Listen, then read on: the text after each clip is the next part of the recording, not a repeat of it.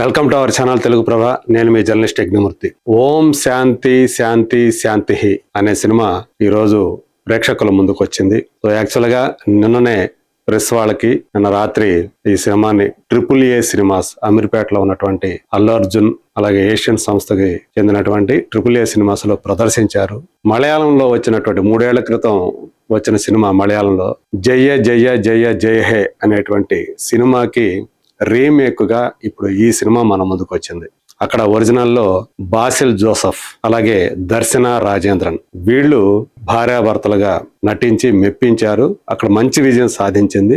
అందు గురించే AR సజీవ్ కొత్త దర్శకుడు, తను ఈ సినిమాని మన ముందుకు తీసుకొచ్చాడు. సృజన్ ఎరబోలు అనేటువంటి ప్రొడ్యూసర్ ఈ సినిమాని నిర్మించారు. మరి ఎలా ఉంది ఈ సినిమా? పక్కన పెట్టేద్దాం ఒరిజినల్ సినిమాని. సో మన ఫ్రెష్ సినిమా అనుకొని చెప్పి ఈ సినిమాని గనక ఒక్కసారి చూస్తే ఎలా అనిపిస్తుంది? యాక్చువల్ గా జయ జయ జయ హే సినిమాని కూడా నేను చూశాను. సో అది నిజంగానే చాలా ఇంప్రెసివ్ గా అనిపించింది. తెలుగు వాతావరణానికి తగ్గట్టు ఈ సినిమా మార్పులు చేసి క్లైమాక్స్ మార్చారు. అలాగే నేటివిటీని కూడా మార్చారు. గోదావరి ప్రాంతాన్ని అక్కడ జరిగేటువంటి కథగా ఈ సినిమాని సజీవ్ రూపొందించాడు. మరి ఈ సినిమాలో ఎలా ఉంది అంటే, శాంతి కొండవీటి ప్రశాంతి అనేటువంటి అమ్మాయి చిన్నప్పటి నుంచి కూడా అన్నకేమో అన్ని ఇస్తుంటారు, బాగా చదువు చెప్పిస్తుంటారు, మంచి స్కూల్లో వేస్తుంటారు. పాపకు వచ్చేటప్పటికి నువ్వు అమ్మాయివి, అలా చేయకూడదు ఇలా చేయకూడదు అని చెప్పేసి, అలాంటి ఏదైతే మన చాలా వరకు తెలుగు కుటుంబాల్లో ఉంటుందో ఒక సంప్రదాయబద్ధమైనటువంటి కుటుంబం, కన్జర్వేటివ్ ఫ్యామిలీస్ లో అలాంటి ఒక కన్జర్వేటివ్ ఫ్యామిలీకి చెందినటువంటి ఒక అమ్మాయి ప్రశాంతి అయితే శాంతి శాంతి అని పిలుస్తూ ఉంటారు. చిన్నప్పటి నుంచి కూడా మేనమామ కూడా ఆమెని కట్టుదిట్టంగా పెంచాలి అని చెప్పేసి, కట్టు దాటకూడదు అని చెప్పేసి అదే రీతిలో పెంచడానికి ప్రయత్నం చేస్తూ ఉంటారు. ఒకవైపు తల్లిదండ్రులు, ఇంకోవైపు మేనమామ. అలాంటి అమ్మాయి బాగా చదువుకొని ఇంజనీరింగ్ సీట్ వస్తే కూడా అన్నకేమో ఇంజనీరింగ్ సీట్ రాదు, కానీ చెల్లికి వస్తుంది. అయినప్పటికీ కూడా అమ్మాయి అక్కడికి వెళ్తే చాలా ఇబ్బంది. ఎవరో ఒకరు అక్కడికి వెళ్ళి దించి రావాలి, ఇంకొకరు తీసుకొని రావాలి. ఆ అమ్మాయి కంటే మనకెక్కువ చాకరీ అని చెప్పేసి నాన్న అన్న ఇద్దరు కూడా ఆపేస్తే మళ్ళీ అన్న చదివేటువంటి డిగ్రీ కాలేజీలోనే చేరేటువంటి అమ్మాయిగా, అలాంటి అమ్మాయి చదువు పూర్తి కాకుండానే పెళ్లి చేసేస్తారు. ఆ అమ్మాయి అభిష్టానికి విరుద్ధంగా ఆ అమ్మాయి చదువుకోవాలని ఉంటుంది, కానీ ఇంట్లో వాళ్ళని ఎదిరించి ఒక వరకు మాత్రమే ఎదిరించగలుగుతుంది. కానీ ఒక మాట అయితే మాట్లాడగలుగుతుంది, అంతకు మించి ఎదిరించలేని పరిస్థితి. చేపల వ్యాపారం చేసేటువంటి అంబటి ఓంకార్ నాయుడు అనేటువంటి ఒక యువకుడికి ఇచ్చి ఆమెను పెళ్లి చేస్తారు. అతను 10th క్లాస్ వరకే చదువుకొని ఉంటాడు. మరి పెళ్ళైన తర్వాత ఆ ఇంట్లో ఆ అమ్మాయికి ఎలాంటి పరిస్థితులు ఎదురయ్యాయి? ఓంకార్తో ఆమె ఎలాంటి కష్ట నష్టాన్ని ఎదుర్కొంది? సో మొదట్లో పర్వాలేదు అనిపించేటట్లుగా ఉన్నటువంటి ఓంకార్ నాయుడు ఆ తర్వాత తన అహంకారాన్ని, తన కోప స్వభావాన్ని భార్య మీద, శాంతి మీద ఎలా ప్రదర్శించాడు? ఒక హద్దు వరకు కూడా, ఒక పాయింట్ వరకు కూడా భర్తని భరిస్తూ వచ్చినటువంటి శాంతి ఆ తర్వాత ఇంటర్వెల్కు ముందు ఒక 20 నిమిషాల ముందు ఎలా రెస్పాండ్ అవుతుంది, ధీటుగా జవాబిస్తుంది. ఫిజికల్ గా కూడా అప్పటిదాకా తను దాదాపు రోజుకో చెంపదెబ్బ తింటూ వచ్చినటువంటి ఆమె ఎలా స్పందిస్తుంది, ఫిజికల్ గా కూడా అతన్ని ఏం చేస్తుంది. సో ఇది ఈ సినిమా కథ. చివరికి ఏమైంది? మరి అలాంటి భార్య, తిరగబడినటువంటి భార్యని ఆ భర్త భరించగలుగుతాడా? ఓంకార్ నాయుడు ఏం చేశాడు? ఆ అమ్మాయిని వదిలించుకోవడానికి ప్రయత్నం చేశాడా, లేకపోతే ఇంకేమన్నా మైండ్ గేమ్ ఏమైనా అప్లై చేశారా? అతనికి ఒక మేనమామ ఉంటాడు, ఆ క్యారెక్టర్ లో బ్రహ్మాజీ కనిపిస్తాడు. అతను ఇచ్చేటువంటి సలహాలు పాటిస్తూ ఇతనేం చేశాడు? ఓంకార్ నాయుడు ఆ క్యారెక్టర్ లో Tarun Bhaskar. So first half అంతా కూడా ఎక్కువగా హాస్యభరితంగా ఈ సినిమాని సజీవ్ ఆ కథని తీసుకెళ్లాడు. సో ఈ ఇంటర్వెల్ ముందు నుంచి ఆ కథలో కొంత సీరియస్నెస్ అనేది వస్తుంది. దాన్ని కూడా సాధ్యమైనంత వరకు కూడా వాళ్ళిద్దరి మధ్య జరిగేటువంటి ఘర్షణని, భార్యాభర్తల మధ్య జరిగే ఘర్షణలో కూడా ఎంటర్టైన్మెంట్ ని జోడించే ప్రయత్నం చేశాడు సజీవ్. సో ఫస్ట్ హాఫ్ అయితే ఒక రకంగా కనిపిస్తుంది, సెకండ్ హాఫ్ ఇంకొక రకంగా కనిపిస్తుంది. ఆ ఘర్షణ అనేది సెకండ్ హాఫ్ లో ఎక్కువగా కనిపించడం వల్ల కొంత కామెడీ అనేది తగ్గుతుంది. సో మొత్తానికి చూసుకుంటే ఈ సినిమా ప్రధాన పాత్రలైనటువంటి ఓంకార్ నాయుడు, శాంతి, సో వీళ్ళ యొక్క పర్ఫార్మెన్స్ మీదే ఆధారపడి ఉందని చెప్పాలి. వాళ్ళ మీద చిత్రీకరించినటువంటి సన్నివేశాలు ఆన్లైన్లో చూసి, తన మొబైల్లో ఆన్లైన్లో వీడియోలు చూసి దాని ద్వారా ఆమె మార్షల్ ఆర్ట్స్ ని నేర్చుకుంది అని చెప్పేసి చూపించినటువంటి విధానం కొంత కన్విన్సింగ్ గా అనిపించకపోవచ్చు కానీ, బట్ ఈ రోజుల్లో యూట్యూబ్ ప్రభావం ఎలా ఉందో ఆడవాళ్ళ మీద మనం చాలా వరకు చూస్తూనే ఉన్నాం. యూట్యూబ్ లో చూసి నేర్చుకునే వాళ్ళు ఏదైనా సరే నేర్చే పరిస్థితులు ఇలా ఉన్నాయి.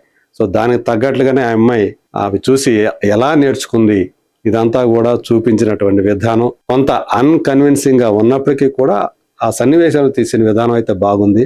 ఇద్దరూ కూడా ఇషా రెబ్బా శాంతిగా, అలాగే ఓంకార్గా తరుణ్ భాస్కర్ సో ఆ పాత్రల్లో బాగా రాణించారని చెప్పాలి. గోదావరి ప్రాంతంలో ఈ కథను మలచడం వల్ల బేసికల్ గా మనం చూస్తే తరుణ్ భాస్కర్ తను మాట్లాడే అదంతా కూడా ఎక్కువగా ఈ హైదరాబాదీ యాస ఎక్కువగా ఉంటుంది, అందులో తెలంగాణ పదాలు ఎక్కువగా ఉంటాయి. అలాంటి వాడి నోటి వెంట గోదావరి యాస ఆ పలికించడం అనేది ఒక ప్రయోగం. అయితే అందులో అతను సక్సెస్ అయ్యాడంటే పాక్షికంగా మాత్రమే సక్సెస్ అయ్యాడని చెప్పాలి. ఎందుకంటే ఆ యాస అనేది సహజంగా అతని నోటి నుంచి పలకలేదంటాం మాత్రం వాస్తవం.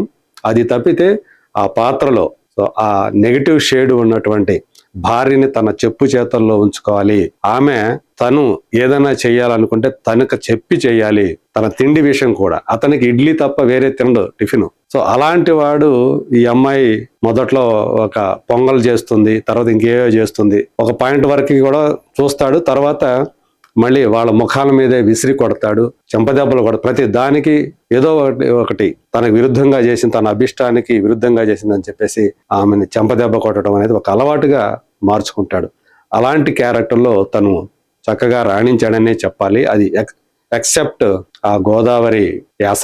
సో ఈషా రబ్బా మాత్రం ఆ క్యారెక్టర్ లో, శాంతి క్యారెక్టర్ మాత్రం పర్ఫెక్ట్ గా ఇమిడిపోయింది. చాలా అంటే ఆ సహనాన్ని, ఒకవైపు విపరీతమైనటువంటి కోపం తన్నుకొని వస్తుంటే తనని సప్రెస్ చేయడానికి అందరూ కూడా, ఈవెన్ మగవాళ్ళు మాత్రమే కాదు తల్లి కూడా అదే విధంగా బిహేవ్ చేస్తూ రావటంతో ఆమెలో విపరీతమైనటువంటి క్రోధం లోపల రగులుతూ ఉంటుంది. దాన్ని అణుచుకుంటూ పైకి గుంభనంగా ఉండాల్సి రావటం అనేటువంటి ఆ ఫీలింగ్ ఏదైతే ఉందో, ఆ ఎక్స్ప్రెషన్స్ ఏవైతే ఉందో వాటిని ఆమె చాలా చక్కగా ప్రదర్శించింది. ఇక హీరో మేనమామ, సో ఆ క్యారెక్టర్ ఈ సినిమాకి ఒక హైలైట్ పాయింట్ అని చెప్పాలి. బ్రహ్మాజీ చేశాడు దాన్ని.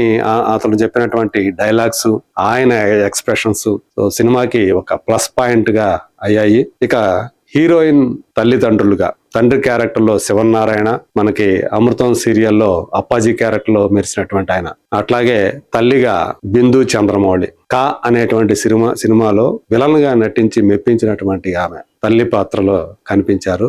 ఇక మేనమామగా, హీరోయిన్ మేనమామగా గోపరాజు విజయ్. సో తను మంచి రంగస్థల నటుడు, చాలా సినిమాలో నటించాడు, కానీ అతనికి చెప్పుకోదగ్గ స్థాయిలో ఇప్పటిదాకా పాత్రలు పడలేదు. ఈ సినిమాలో ఆ మేనమామ పాత్ర, ఆయన ఇన్ఫ్లుయెన్స్ ఆమె మీద చాలా ఉంటుంది, ప్రభావం చాలా ఉంటుంది. ఎంతసేపు ఆమెని అణకోగా ఉండాలి అని చెప్పేసి సప్రెస్ చేసేటువంటి క్యారెక్టర్ అది. సో ఆ క్యారెక్టర్ లో గోపరాజ్ విజయ్ చాలా బాగా రాణించాడని చెప్పాలి. అలాగే అన్నయ్య క్యారెక్టర్ ఉంటుంది, ఆర్టిస్ట్ పేరు నాకు తెలియదు కానీ అతను కూడా పర్వాలేదు ఓకే అన్నట్లే చేశాడు. సో మొత్తంగా చూసుకుంటే ఇది ప్రధానంగా కొత్తగా పెళ్ళైనటువంటి భార్యాభర్తలు, భర్త ఏమో భార్య తన చెప్పు చేతుల్లోనే ఉండాలి అనుకునే మనస్తత్వం కలిగిన వాడు, ఆ అమ్మాయి ఏమో స్వేచ్ఛగా స్వతంత్రంగా తన పని తను చేసుకోవాలి, ఒక కెరీర్ ని నిర్మించుకోవాలి అని తాపత్రయపడే అమ్మాయి. ఇలా భిన్న ధృవాలు, భిన్న స్వభావాలు కలిగినటువంటి వాళ్ళు భార్యాభర్తలు అయితే ఎలా ఉంటుంది అనే దాన్ని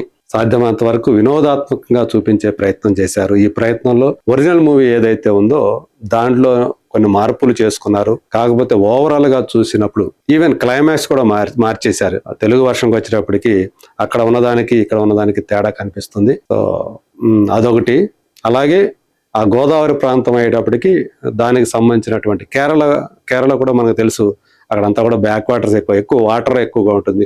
అందు గురించే గోదావరి నేపథ్యం అయితే కరెక్ట్ గా ఉంటుందనే ఉద్దేశంతో ఇక్కడ ఒక స్థానికత కోసం గోదావరిని తీసుకున్నారు. సో అంతవరకు ఆ సెటప్ అంతవరకు బాగుంది, కానీ బట్ సీన్స్ కన్ఫ్యూజ్ చేసే విధానం కానివ్వండి, వాటిల్లో కొంత ఒరిజినల్ తో పోల్చుకున్నప్పుడు మాత్రం కొంత ఒరిజినల్లే బెటర్ అని చెప్పేసి అనిపిస్తుంది.